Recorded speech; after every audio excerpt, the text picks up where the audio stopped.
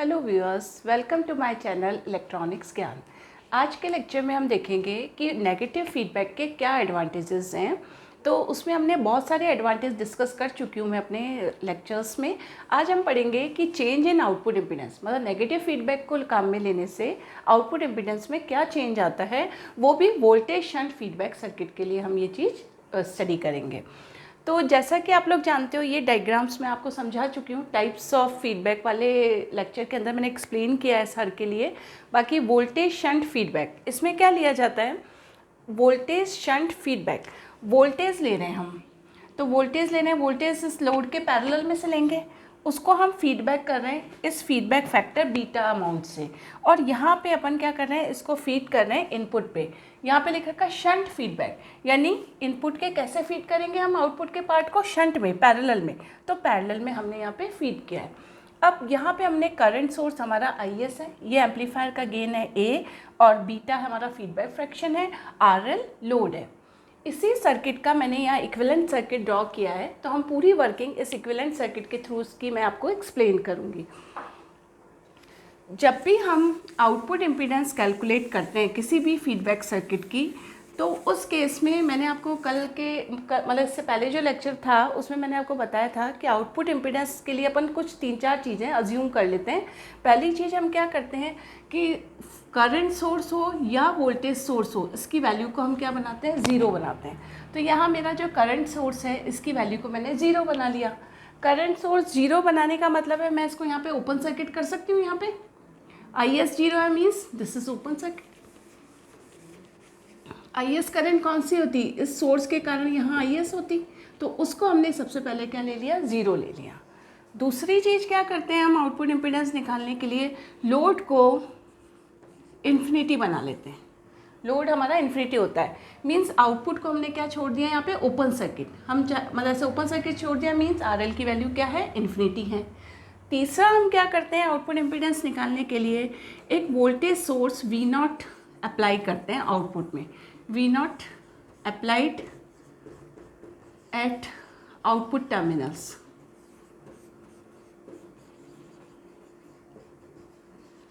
Output terminal पे हमने ये V0 वोल्टेज लगाए, इसके कारण करंट I0 फ्लो हो रही है। अब हम इस V0 वोल्टेज के कारण I0 करंट फ्लो हो रही है, और आउटपुट से देखें तो इस आउटपुट पार्ट की इम्पीडेंस है विथ फीडबैक इज ZOF। तो इसको कैलकुलेट करते हैं, तो जो ZOF की वैल्यू होती है वो होती है V0 अपॉन I0।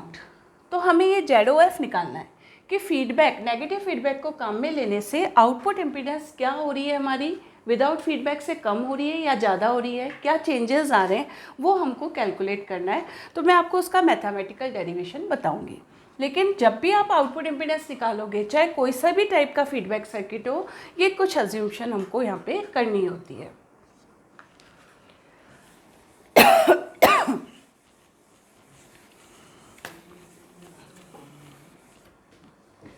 अब इस सर्किट के लिए अगर अपन देखें, तो आप अगर यहाँ से अगर मान लीजिए IS करंट होती, तो IS यहाँ पे हम यहाँ करंट सोर्स अप्लाई कर रहे थे, तो IS अगर होता तो किसके बराबर होता, IS is equals to IF plus II। यहाँ पे हमने क्या लगाया, KCL, किरचॉफ करंट लॉ लगाया इस पॉइंट पे। अब चूंकि अपन जानते हैं कि यहाँ हमने आउटपुट इम्पीडेंस निकालने के लिए करंट सोर्स को ज़ीरो कर दिया, तो IS ज़ीरो हो गया, तो हम कह सकते हैं इस इक्वेशन से II is equals to minus IF, इसमें IS जीरो रख दिया, तो II is equal to minus IF। ये एक हमारी इक्वेशन है, हमें जो आगे काम आएगी। उसके अलावा इसका गेन जो होगा आउटपुट में, मैं आपको पिछले लेक्चर्स में बता चुकी हूँ कि ये एम्पलीफायर का इक्विवेलेंट सर्किट है। इस सर्किट में ये एम्पलीफायर का इक्विवेलेंट सर्किट है। इस इक्विवेलेंट सर्किट में ZI तो एम्पलीफायर की इनपुट इम्पीडेंस है, ये वोल्टेज हैं जो ये आउटपुट में हमें एम्पलीफाई होके मिल रहे हैं, वो है AII, और ZO क्या है, इस एम्पलीफायर की आउटपुट इम्पीडेंस है। तो जो अपन एम्पलीफायर का जो ब्लॉक लेते हैं, ये उसका इक्विवेलेंट सर्किट है। ये बीटा अपना फीडबैक पार्ट है ही। अब जैसे मैंने आपको बताया, यहाँ करंट सोर्स को हमने क्या कर दिया, ज़ीरो कर दिया, लोड को इन्फिनिटी कर दिया, तो ये टर्मिनल ओपन सर्किट हो गए, और हमने आउटपुट में V0 वोल्टेज अप्लाई कर दिया। तो आउटपुट में हमें क्या मिल रहा है, वोल्टेज मिल रहा है। तो गेन का फॉर्मूला हो गया आउटपुट, और यहाँ पे अपन क्या कर रहे हैं, इस करंट सोर्स के कारण इनपुट पे करंट आ रही है आई। तो ए का फॉर्मूला हो गया V0 अपॉन आई।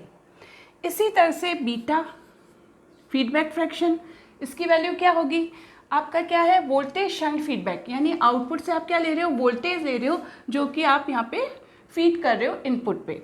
तो इसका फॉर्मूला हो गया बीटा का IF अपॉन V0। ये 3 फॉर्मूले हमारे काम में आएंगे इसके लिए। अब अपन इसकी कैलकुलेशन स्टार्ट करते हैं। अगर हम आउटपुट लूप में KVL लगाएं तो क्या होगा,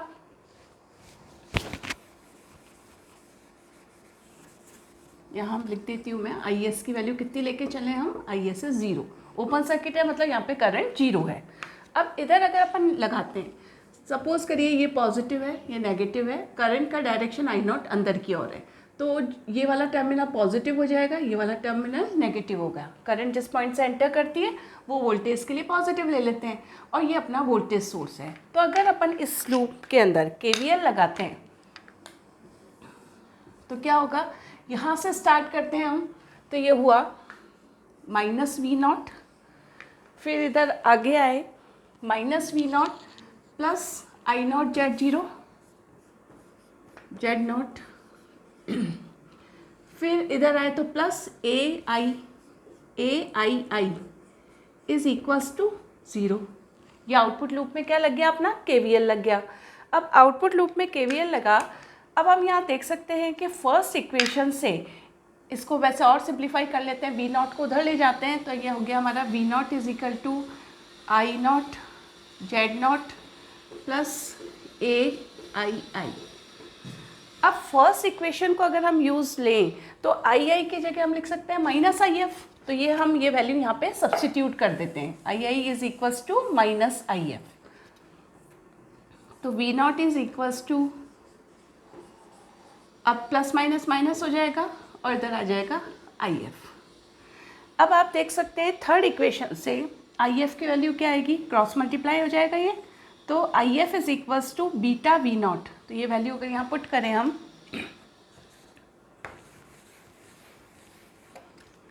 तो V0 is equals to I0 Z0 minus IF की जगह लिख दिया हमने बीटा V0। मैं A और बीटा की वैल्यू यहाँ लिख देती हूँ ताकि अपने को ध्यान रहे। A की वैल्यू अपने आई थी V0 upon I, and beta की वैल्यू क्या आई थी, अब वोल्टेज फीडबैक हो रहा है और आउटपुट में करंट है, तो beta is equals to IF upon V0। ये वैल्यू हो गई A और बीटा की। अब अपन इसको कर लेते हैं सिंप्लीफाई, ये इधर आ गया तो प्लस का हो गया, A beta V0 is equals to I0 Z0। V0 common ले लिया, ब्रैकेट में आया अपना 1 प्लस A बीटा, ये हुआ I0 Z0। अब इसमें क्या करें अपन, I0 को इधर नीचे ले जाते हैं और 1 प्लस A बीटा को इसके नीचे ले जाते हैं, तो हमारी इक्वेशन बन जाएगी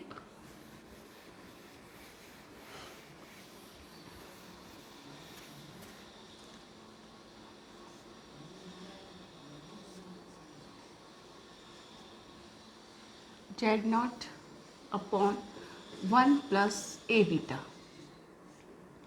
अब अभी मैंने आपको बताया था स्टार्टिंग में कि output impedance with feedback, ZOF की वैल्यू क्या होती है, ZOF होता है V0 अपॉन I0। तो इसकी जगह हम लिख सकते हैं ZOF यानी output impedance with feedback is equals to ZO upon 1 plus A beta. अब अपने पास ये एक रिलेशन आ गया,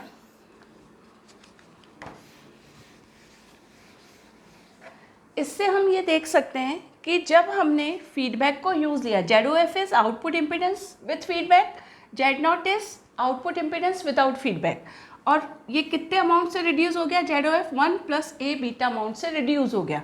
यानी इससे आप ये कंक्लूजन निकाल सकते हैं Z0F is less than Z0, यानी फीडबैक को काम में लेके आउटपुट इम्पीडेंस हमारी क्या हो गई, रिड्यूस हो गई।